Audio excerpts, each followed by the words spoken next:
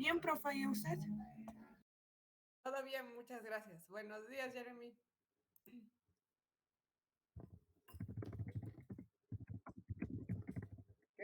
¿Qué tal ha estado el fin de semana? ¿Ya mejor de tu resfriado?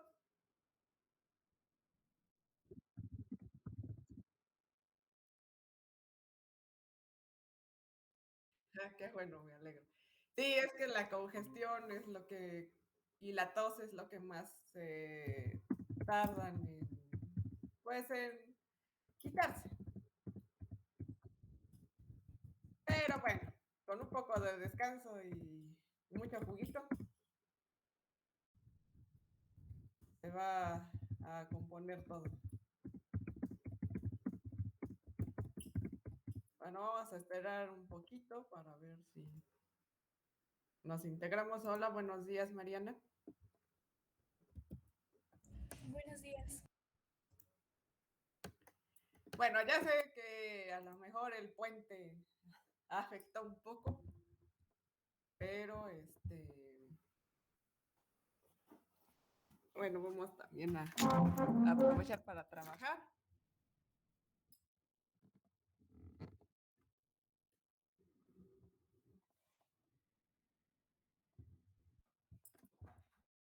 Ok, nos vamos a esperar otro minutito y ya iniciamos.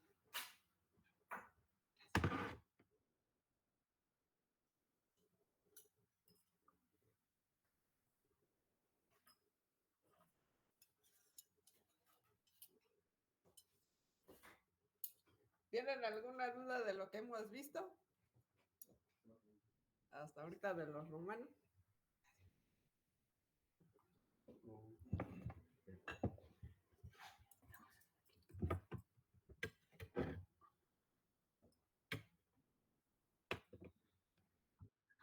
Entonces creo que no. Sí, sí, lo que me preocupa es lo de creo.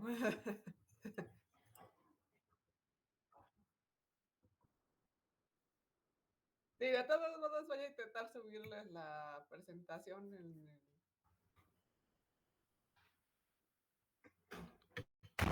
en la plataforma para que repasen.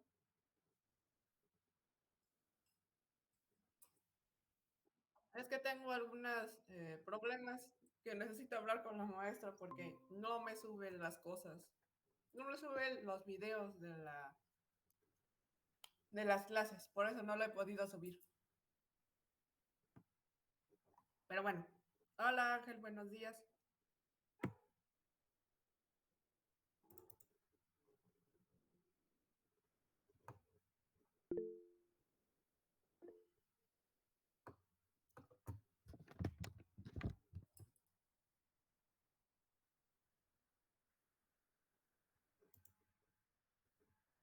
Bueno, pues en vista del éxito obtenido, yo creo que vamos a iniciar esta parte. Solo estar en un momento mientras abro las cosas.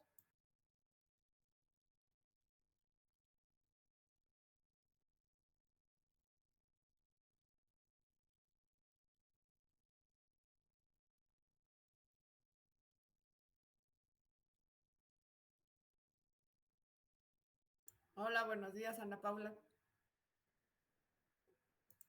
Buenos días, Miss.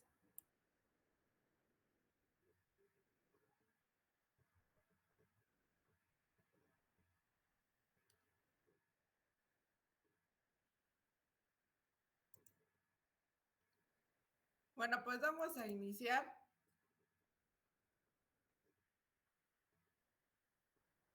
Nada, deja que me abra la presentación.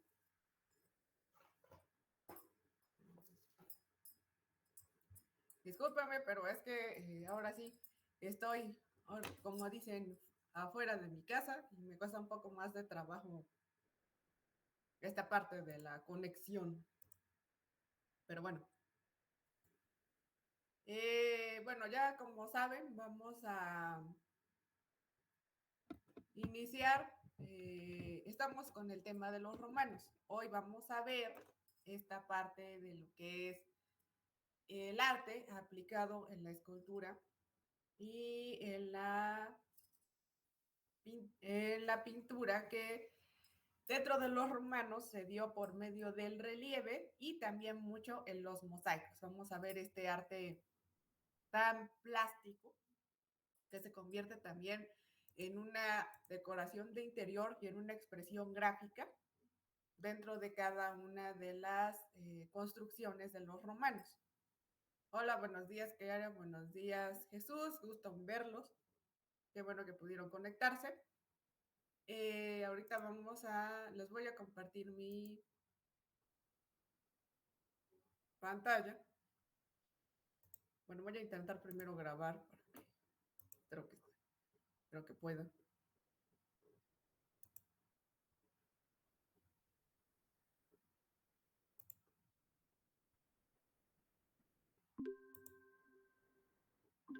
Bien.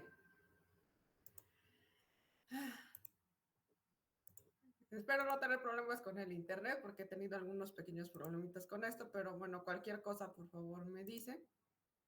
Si están viendo la presentación.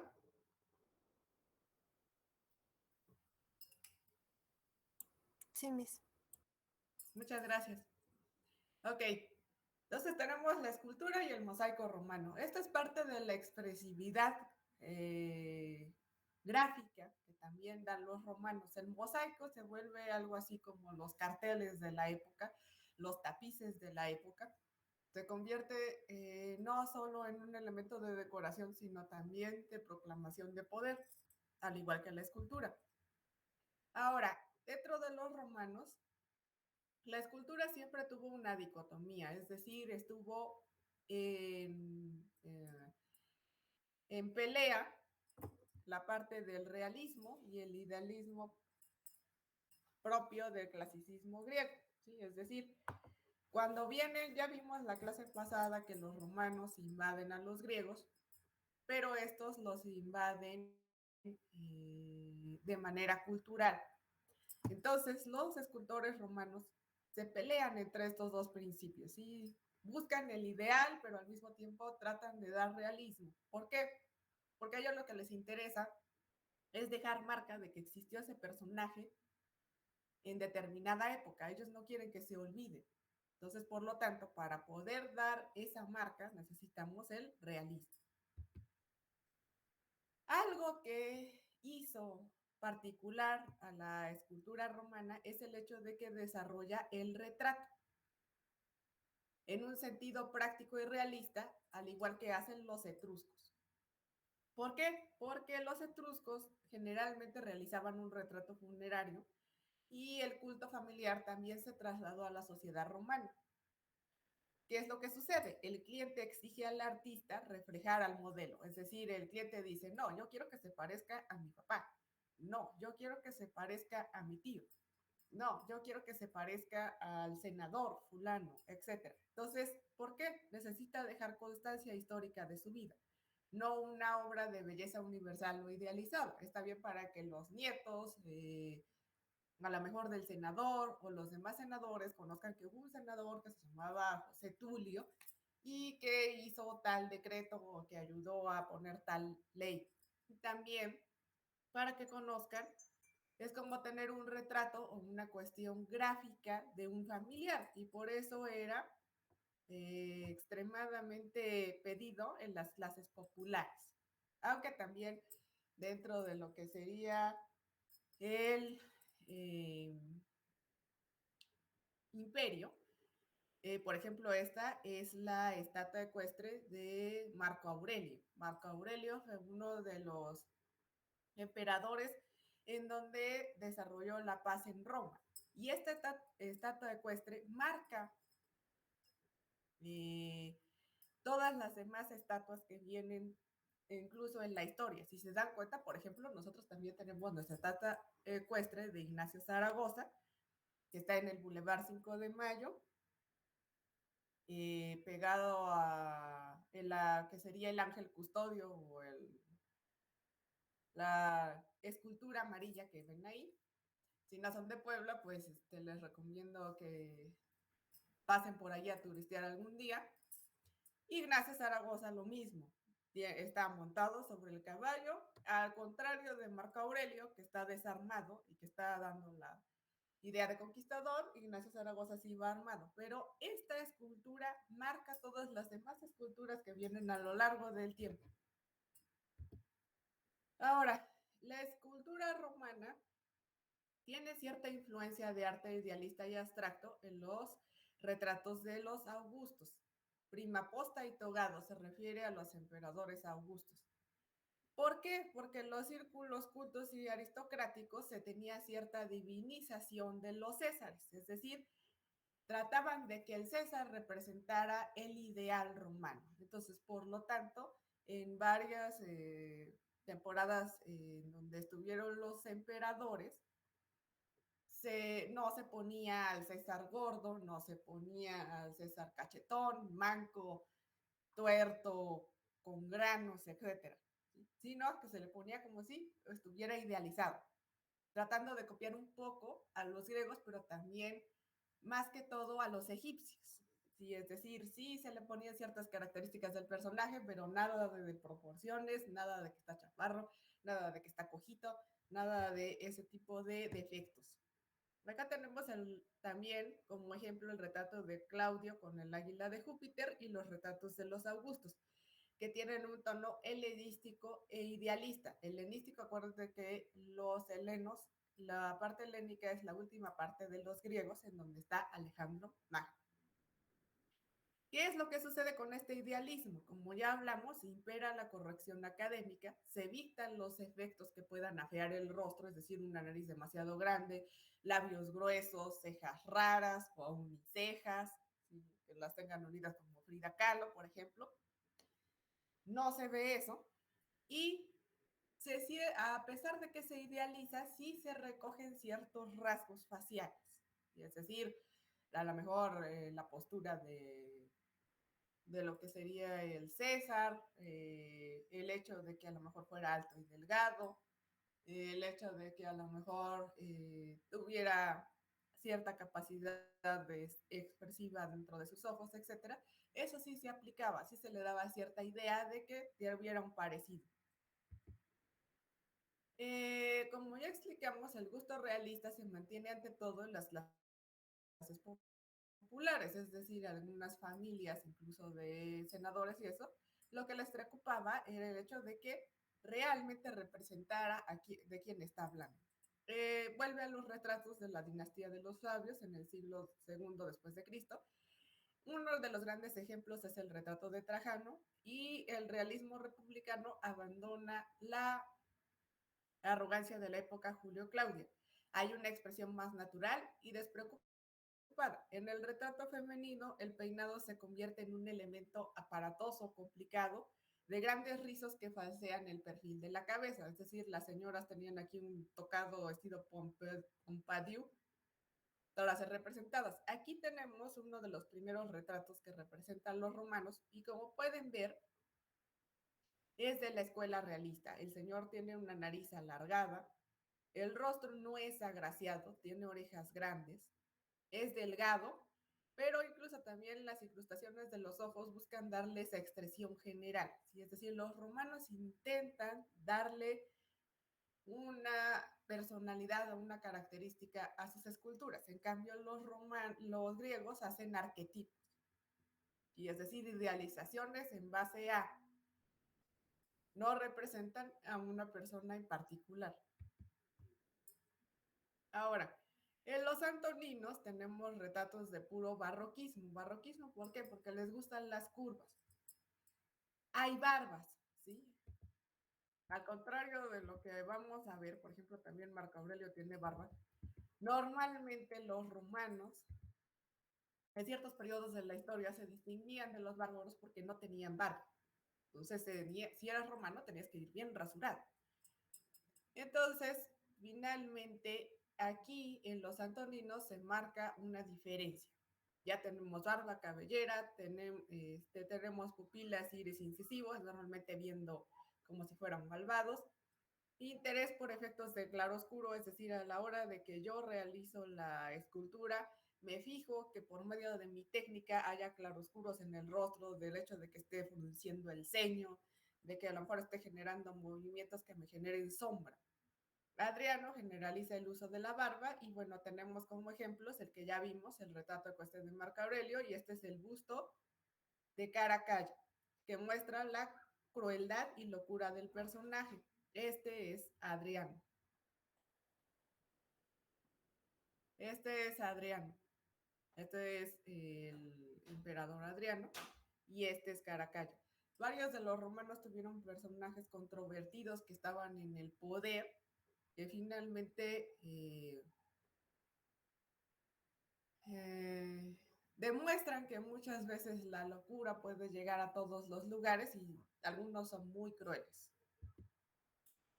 La influencia plástica fue de grandes imperios orientales a la hora de conquistar diferentes territorios, pues es esta influencia, ¿sí? Es decir, yo conquisto y a lo mejor veo algunas cosas expresivas que me gustaron del arte que ellos están representando y la asimilo. Entonces, definitivamente desaparece ese influjo realista e idealista de los anteriores y lo que pasa es que se simplifican las cosas, ¿sí?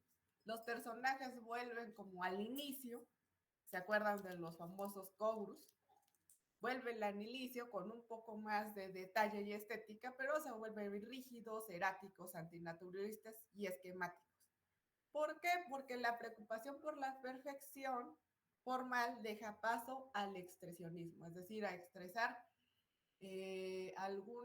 a expresar sentimientos, a expresar movimientos, a dejar esa parte de que todos nos debemos mantener solemnes, serios. Bueno, otra cosa que dio a conocer el Imperio Romano fue el relieve histórico, que tiene una finalidad didáctica de propaganda y política. ¿Por qué? Porque finalmente el Imperio Romano tiene que sostener una gran industria bélica. Entonces, por lo tanto, tiene que dar a conocer sus victorias militares y la prosperidad por el emperador para Roma. Por eso surge lo que ustedes ya vieron como los monumentos conmemorativos, que son los arcos del triunfo, las columnas, los frentes de los sarcófagos y los altares. Recuerden que los romanos también hacían altares para el emperador. Esta es la columna de Trajano, que tiene el emperador en la parte superior. De hecho, esta columna se distingue, como ya ustedes leyeron, me parece, por tener una escalera de caracol que lleva a la punta para poder ver la estatua del emperador. Entonces, se convierte en algo más que una columna, se convierte en un espacio conmemorativo, es decir, yo puedo entrar dentro de ese monumento y conocer al emperador de manera más cercana. Ahora, en el relieve histórico, los escultores aunaron corrientes autóctonas y realistas con el idealismo, es decir, sí representan ciertos personajes, representan a ciertos generales, representan al emperador, representan a ciertas centurias, pero todo es bello, todo es artístico, todo está bien diseñado con una concepción espacial propia, utiliza diversos planos de profundidad y modelado de diversa altura, y las perspectivas son arquitectónicas y tienen escorsor, al igual que la escultura griega, también retoman esta parte de la perspectiva para poder dar profundidad y el escorsor para dar movimiento a los personajes. Tienen técnicas similares a la pintura. Por eso el relieve se vuelve tan importante dentro de la arquitectura y el arte romano. Se vuelve un arte propagandístico. Es como si yo hiciera carteles en 3D. Y como ahorita, por ejemplo, en este caso, sería agarrar una impresora 3D y yo en vez de sacar mi póster en una cuestión plana de tinta, pues lo que yo hago es sacarlo en tercera dimensión para promocionar algo. Sí, es decir, en bulto. Entonces, en esa época se hacía de esa manera, era para que el imperio era muy vasto y de alguna manera tenían que conocerlo. Acá tenemos el Arapacis, es un detalle de zócalo con hojas de acanto, roleos y grutescos. Disposición a Candelieri y Greca separándolo del relieve narrativo. Es decir, esto es un adorno que generan los romanos para completar los diferentes espacios o frisos que componen el relieve. Es decir, no solo se centraban en la cuestión de dar a conocer una batalla, sino que también procuraban darle el marco adecuado, es decir, una decoración adecuada para que llamara la atención también por su belleza. En la República tenemos como ejemplo el altar de Dominus Annenovus, finales del siglo II a.C., en donde presenta el cortejo de Neptuno y Anfítrite dentro de la corriente helenística. Es decir, también empieza a representar parte de la mitología que tienen los griegos y que recuerden, con algunas modificaciones retoman los romanos. Otro lado representa una ceremonia de sacrificio romano. Y una composición helénica. El tratamiento de las figuras, gestos y temas nos llevan al realismo romano. Aquí tenemos, por ejemplo, es la escultura de Barberini, que nos está dando, está contrapuesto, pero dése cuenta que no se mueve mucho porque tiene estos dos bustos, ¿sí?, que representan probablemente a sus influencias, pero dése cuenta de que el señor está representado de manera realista, es esquelético, está calvo, tiene los ojos juntos y la nariz un poco grande, entonces está expresando realismo, es para que lo reconozcan, para que sepan, no, ese es Barberini, y él formó parte de la historia. Y también otra cosa que hacen mucho los romanos, antes de que se me olvide, es el hecho de manejar lo que se conoce como paños mojados. Sí, el hecho de que yo visto la escultura, pero represento la ropa como si estuviera mojada. Y es decir, como si yo hubiera agarrado y le hubiera aventado una cubeta de agua. Y hago que todas las vestiduras se le peguen al cuerpo para dar forma a su anatomía. Es decir, no dejo que las vestiduras cubran su anatomía, sino que hago como si estuviera mojado. Dense cuenta que aquí se le pega esta parte de la vestidura y a pesar de que está por arriba, lo que sucede es que le veo las piernas, cuando en realidad, la realidad probablemente no sucedería. Esta es una reminiscencia que hacen los griegos y les gusta hacer esa parte para dar a conocer la anatomía y es algo que también retoman los romanos, ¿sí?, a la hora de desarrollar sus esculturas. Recuerden que esto es para darle estabilidad a la escultura. Ahora, dentro del imperio, en la época de los Augustos, se expande el idealismo. Aquí tenemos al emperador Augusto de Prima Porta. En comparación a este personaje y a estos personajes de acá, incluyendo Marco Aurelio, dense cuenta de que esta escultura sí nos está marcando un idealismo. ¿Sí? El emperador es muy alto. Tiene perspectiva y profundidad, está manejando contraposto y escorsor, está sacando precisamente la mano, señalando, está vestido con su armadura, lo cual quiere decir que lo está representando como emperador o conquistador. También podría ser representado como perfecto, con un rollo en la mano y sus togas. Tenían diferentes tipologías para representar a los emperadores. Y bueno, la obra clave de esta época es Ora Oasis Augustae, que es una construcción rectangular que encierra un altar para ceremonias. Y bueno, esta escena recuerda al friso de las paneteas del Partenón de Atenas, es decir, está totalmente relacionado con la parte de la escultura clásica griega. ¿Sí? En esta etapa de los Augustos, dentro del imperio, se da este idealismo. Dense cuenta que incluso el emperador es guapo, tiene labios pequeños, las orejas totalmente proporcionadas, el cuello es bien proporcionado y hay un gran realismo en su armadura que incluso marca las batallas que ha ganado. Y normalmente lo que serían las armaduras romanas tenían grandes grabados cuando eran especialmente conmemorativas. Y recuerden que probablemente esta estatua no solo se había quedado en mármol, sino que estaba policromada. Es decir, tenía colores para representar a lo que sería el emperador. En la época de los Flavios tenemos el relieve de Arcotito para la victoria de los judíos. Recuerda que los romanos invadieron varios espacios. Está un poco deteriorado, pero nos da idea de cómo se representaban las batallas. Aquí, por ejemplo, se está representando a los caballos en movimiento, aunque algunos de ellos ya perdieron varias partes. Se consigue profundidad y a pesar de ser una superficie reducida, las figuras son grandes y dan esa apariencia de estar en batalla. Eso nos revela un gran dominio técnico.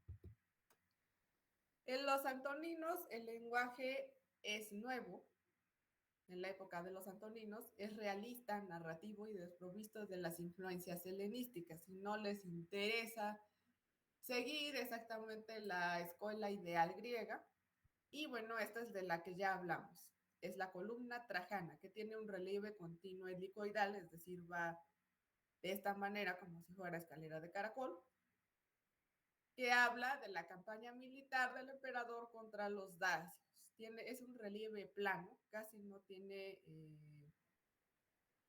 volumen, tiene pocos centímetros de volumen, pero aún así este es uno de los relieves históricos más famosos de los romanos por su buena representación, por lo que ya hablamos de que la columna se convierte en un espacio, de que es una columna grande y que tiene una figura del emperador en la parte de arriba. Se dice que anteriormente tenía un águila, pero luego se cambió por la figura del emperador romano para que se conociera de quién se estaba hablando, más bien para reforzar la idea de que el emperador era grande. Ahora, normalmente, bueno, como ya se vio en la columna de Trajano, había muchas columnas coronadas por el emperador. El relieve era fuerte, generando efectos de claro-oscuro, es decir, estos relieves procuraban a la hora de ser compuestos el generar claroscuros para resaltar ciertas partes y figuras.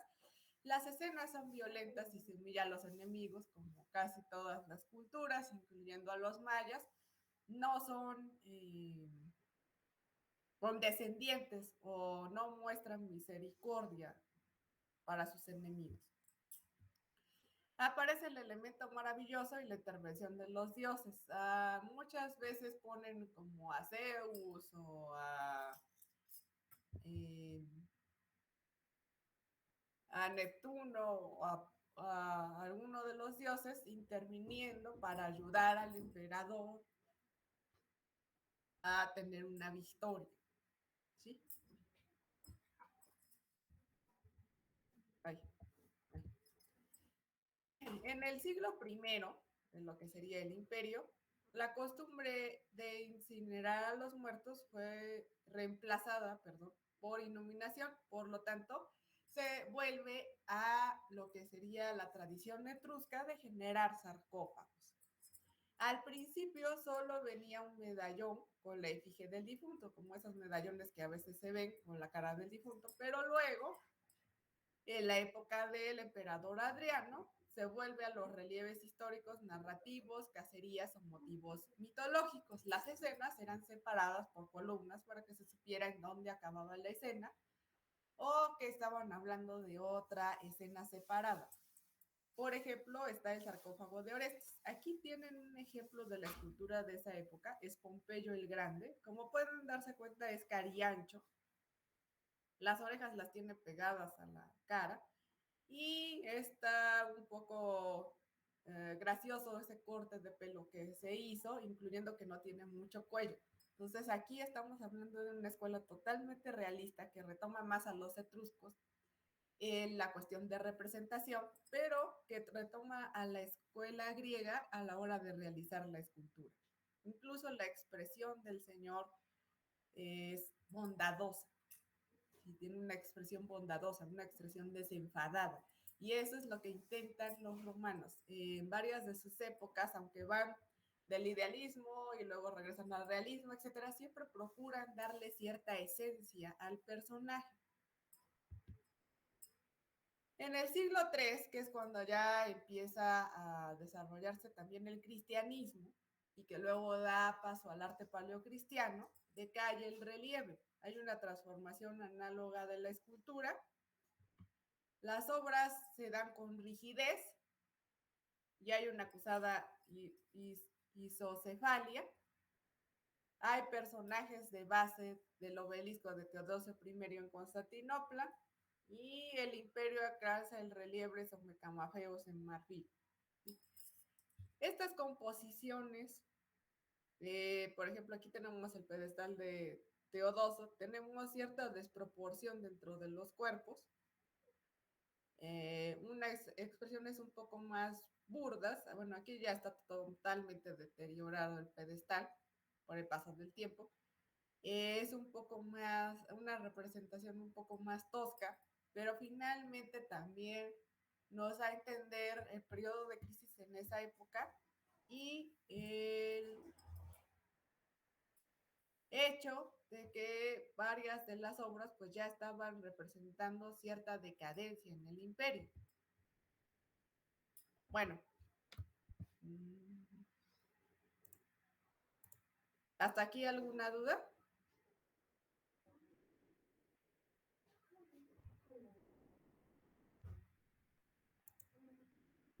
¿Algunas dudas? Ok.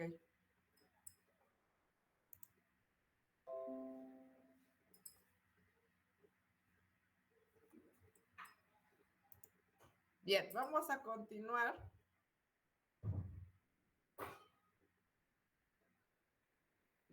Con lo que sería el mosaico, ya para acabar esta parte de los romanos.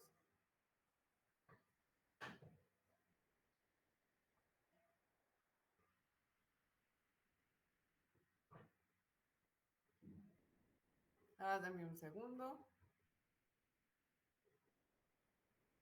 Ahora, antes de que se me olvide, la isocefalia es una ley que hace la representación de diferentes planos para generar cierta composición. Si el hecho de que a lo mejor están atrás y adelante, no se genera una perspectiva completa, pero recuerden que esto se empieza a manejar un poco en la época de lo que sería los egipcios.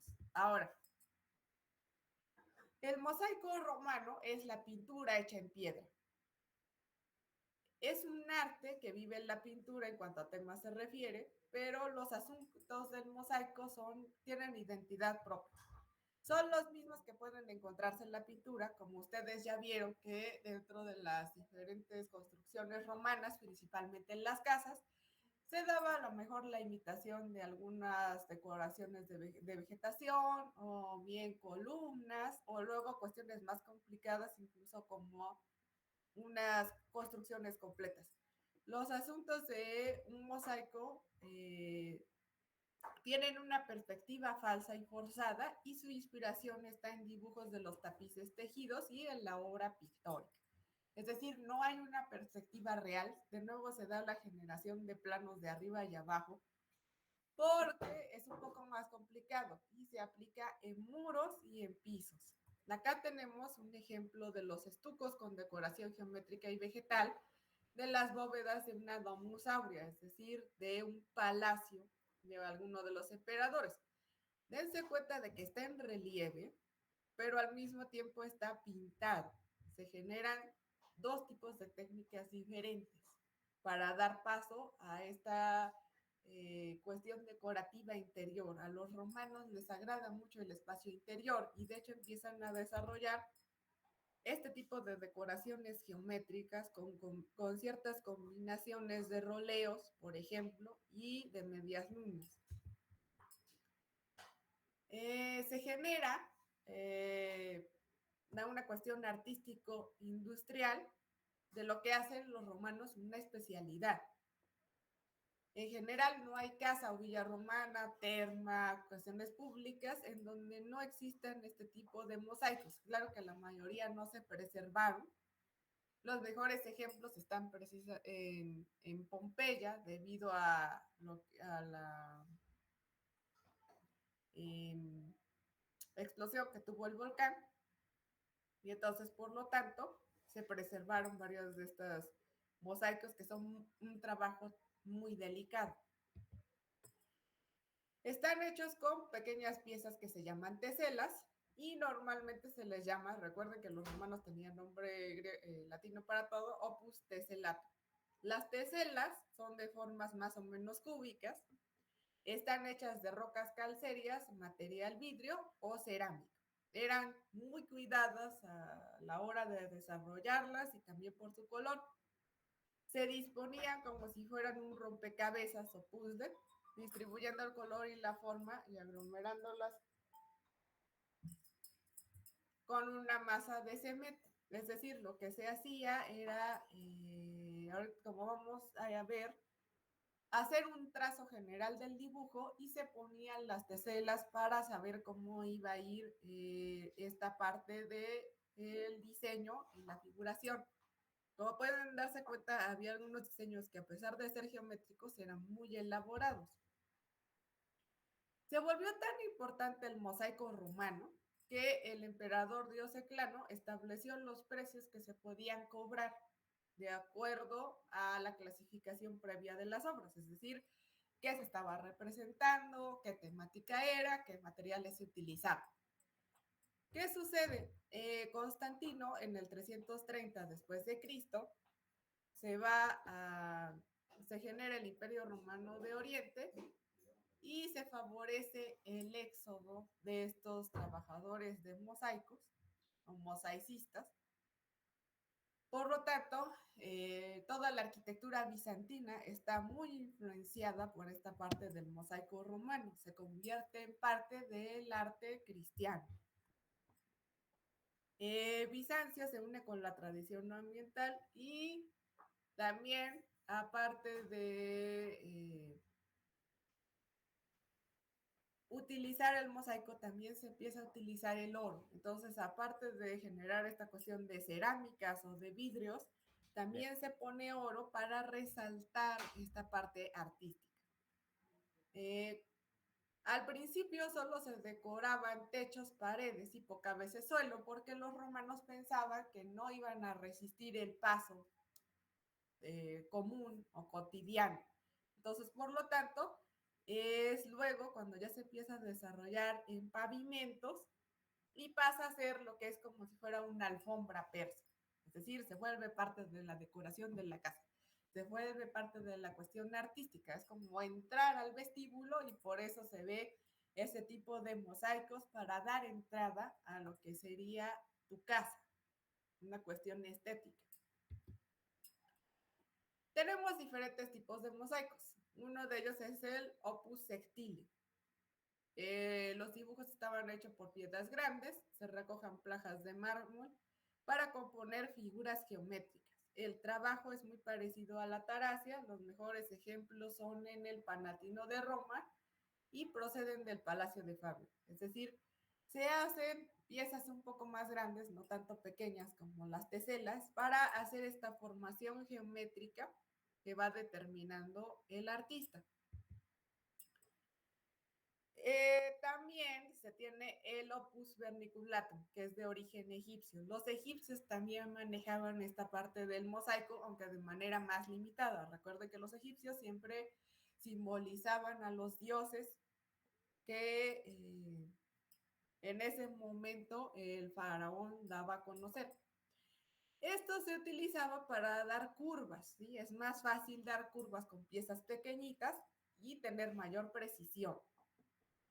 Y así las teselas siguen líneas de contorno y de ditorno, límite de las principales partes internas. Es decir, voy generando contornos y voy generando fondos a partir de vermículos, los gusanos. Es decir, al igual que los egipcios, voy generando contornos con negro o con un diferente color para resaltar mi figura. El opus mosivium era el que se hacía en los muros, es decir, los mosaicos que estaban en los muros se llaman opus mosivium y empiezan a utilizarse en el siglo III, este término. Opus mosivium son los mosaicos que se encuentran en los muros. El opus sinium de Segni es un tipo de mosaico que es en donde era un lugar en donde se fabricaban tejas, por lo tanto se generaba un cemento rojizo. Y este se utilizó en toda Italia para generar revestimientos, suelos y revestimientos de piscinas, cubas de salazón y cisternas. Para darle más consistencia se añadía la masa guijarros o piedras machacadas, es decir, utilizaban la misma arcilla o material para hacer las tejas para generar esta clase de pavimento y se hacía una decoración básica geométrica con algunas teselas. El listrotum generalmente es pavimento de piedra, se llamaba así a los pavimentos de las vías, caminos, plazas o vamos a decir suelos comunes de cada una de las ciudades.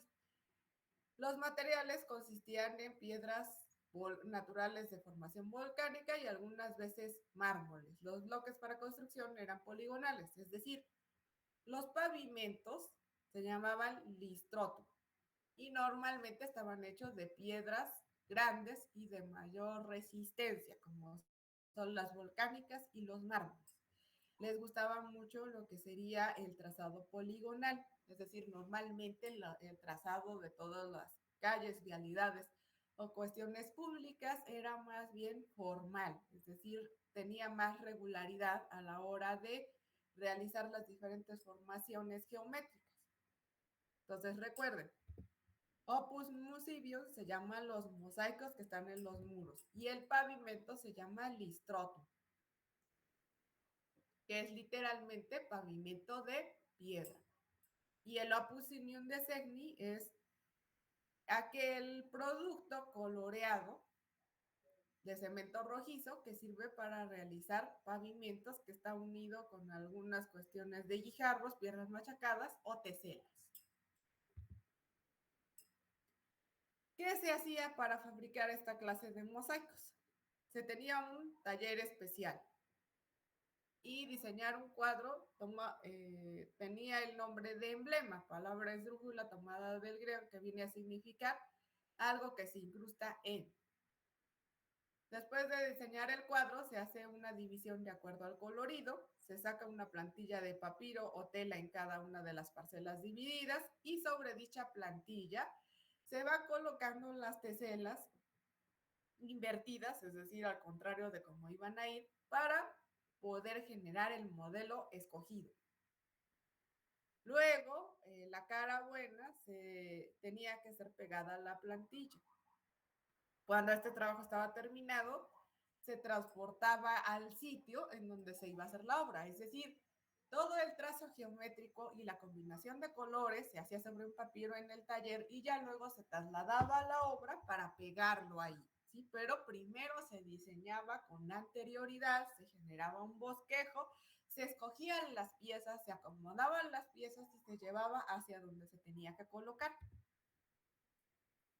Obviamente, antes de colocar este pavimento, había que preparar bien el suelo. Lo que se hace es primero aplanar, pero con una inclinación suave para facilitar el deslizamiento del agua. Es decir, tenía una pendiente suave para que el agua no se acumulara. El suelo debería ser firme porque si se rompía una tesela, pues obviamente, ¿qué iba a pasar? Se iba a descomponer toda la obra. Uno de los mosaicos más famosos es de Alejandro Magno en la Casa del Fauno en Pompeya. El firme, es decir, la base para poner esta parte del suelo era suelo natural acondicionado, mortero mezclado con polvo de teja y carbones, capa de mortero, un lecho de piedra, se tenía también aquí otro mortero y ya se tenían las teselas. ¿Sí? Es decir, no solamente se ponía de manera, es decir, yo agarraba el piso y ya, no. Tenía yo todo un relleno y diferentes aplanados para poder lograr que este mosaico pudiera predominar, pudiera persistir. Ahora, los temas normalmente eran mitología, escenas de caza, vida cotidiana, símbolos y monstruos marinos. Hay algunos que son puramente geométricos, elaborados con grecas o intricados diseños. Aquí, por ejemplo, tienen la representación del dios Dionisio. Incluso aquí está una mano un poco rara con este personaje. No es una gran perfección técnica, pero ya nos está dando a conocer personajes humanos y escenas mitológicas. Los pavimentos normalmente tenían composiciones geométricas cercanas al arte abstracto. Normalmente eran figuras de animales y paisajes, a veces también escenas históricas y mitológicas. Esta es un ejemplo español, ¿sí? De mosaicos españoles, en donde toda la representación es geométrica. Como pueden darse cuenta, los romanos tenían una gran imaginación a la hora de generar figuras geométricas. De hecho, esto se parece bastante a ciertos artes árabes, persas, que se dan en esa época, pero pues era porque convivían con los romanos. ¿Qué es lo que sucede? El mosaico se extiende a través del imperio gracias a las campañas militares. Y los emperadores son militares y entonces se extiende toda esta parte de los mosaicos por todo el imperio. En la época de Augusto, la policromía es sustituida por composiciones en color negro, como las que vimos aquí, que solo es negro y blanco, sí, es un estilo un poco más sobrio. Y dominaría las realizaciones musivarias, también las generaciones de mosaico, hasta el siglo I. En la Villa Adriana ya se tiene cierta cercanía al oriente y por lo tanto tenemos composiciones multicolores que nunca habían dejado de ser empleadas, pero que finalmente se convierten ya en parte de toda la expresividad del imperio. Y también ya tenemos escuelas regionales, que en tiempo de Adriano destaca la escuela africana de Cartago, con decoraciones vegetales, geométricas o figurativas, con abundante empleo de policromía, es decir, utilizan mucho los colores y utilizan motivos naturales para desarrollar el arte. Entonces, el imperio pasa primero con los augustos, con colores negros y blancos, y luego, en la época de Adriano, se va más hacia el oriente, destaca la escuela africana de Cartago con las decoraciones vegetales y animales. Aquí, por ejemplo, tenemos diferentes animales representados en cada uno de los cuadros. Hay decoraciones geométricas, existe policromía y, bueno, una conformación lógica de todo este pavimento. Después hay una crisis, después de lo que es el cristianismo y las invasiones bárbaras y lo que sería el que los esclavos se rebelaran, se sigue empleando como un procedimiento educativo, decorativo, perdón, pero normalmente estaba en las villas de los grandes propietarios. En 313 después de Cristo, el cristianismo se convierte en la religión oficial y por lo tanto asimila la evolución artística romana con el nuevo mensaje cristiano, que es lo que les comentaba con anterioridad. Llega el arte paleocristiano porque se esconde de los romanos, se da normalmente en las catacumbas y tiene símbolos específicos para poder reconocer este arte y para poder reconocerse entre ellos.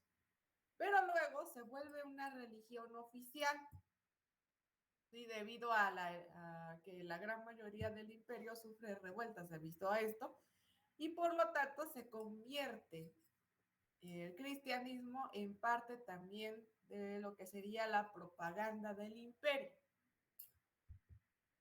¿Y qué es lo que sucede? Que a lo mejor hay una decadencia artística en el imperio romano, pero en el Mediterráneo oriental se mantiene con fuerza y empieza lo que sería el arte bizantino. Se utiliza también dentro de los muros y dentro de los pisos para hacer representaciones del emperador, para hacer representaciones de Dios y para decorar catedrales e iglesias de importancia en ese tiempo, como estamos viendo aquí en la Catedral de Ravenna. Hay un gran colorido, pero también mucha utilización del dorado. El bizantino se da a conocer por esa utilización del dorado. Los tonos dorados, los tonos azulados y ciertas policromías que se dan hacen el reconocimiento del Imperio Bizantino. De hecho, ahí también se empieza a promover, al igual que en los romanos, la generación de jerarquía por medio del color, el utilizar el tono purpúreo en Roma significaba nobleza y aquí también se empieza a representar esta parte en el Imperio Romano Oriental, esta parte de jerarquía. Ok.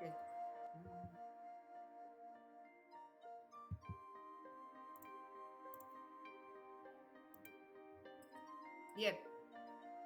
¿Tienen alguna duda o comentario respecto a esta parte de lo que sería la escultura y el mosaico romano?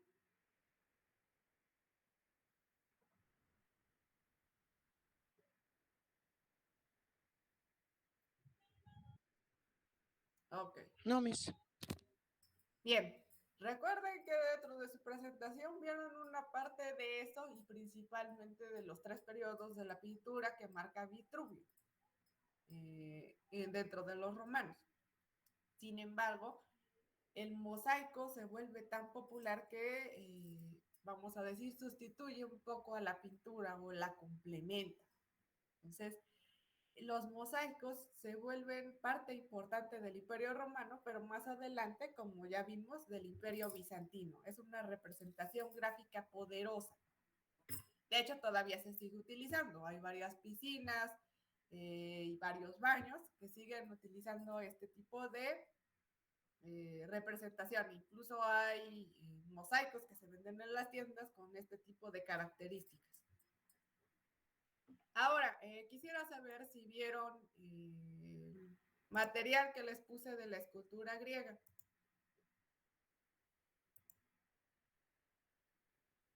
Donde sale la Conte. La escultura de la Conte. ¿Sí la leyeron? ¿Sí la vieron?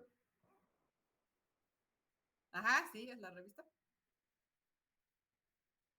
Ahí explica de manera sucinta y breve las partes de lo que sería esta escultura griega. ¿Qué les pareció? Recuerden que es una copia romana. Y es una copia romana de una escultura griega. Sí, esta escultura griega estaba tallada en bronce, pero esta escultura, ¿de qué etapa es? De los griegos. Recuerden que es una copia romana. Pero ¿de qué etapa de la escultura griega es?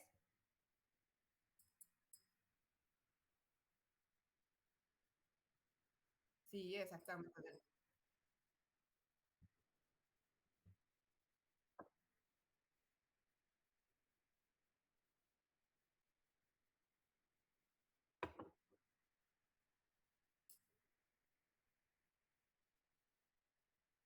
De hecho, como les marca ahí, es una representación de la muerte de este señor por una serpiente junto con sus 2 hijos.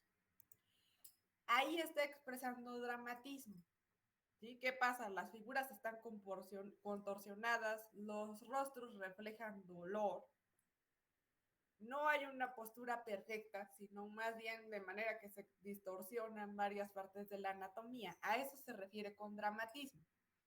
Estas se las puse para que entendieran la diferencia entre las cuestiones idealistas y las cuestiones dramáticas. Y también el hieratismo de la cuestión dramática. ¿Por qué? Porque este tipo de escultura, como la que ven aquí, que fue generada por un taller probablemente incluso griego en la época romana, porque los romanos se apasionaron por obtener este tipo de piezas y entonces pedían copias de estas piezas. En el barroco, que es un periodo más lejano, digamos, del estilo, se retoma este tipo de tipología y este tipo de dramatismo.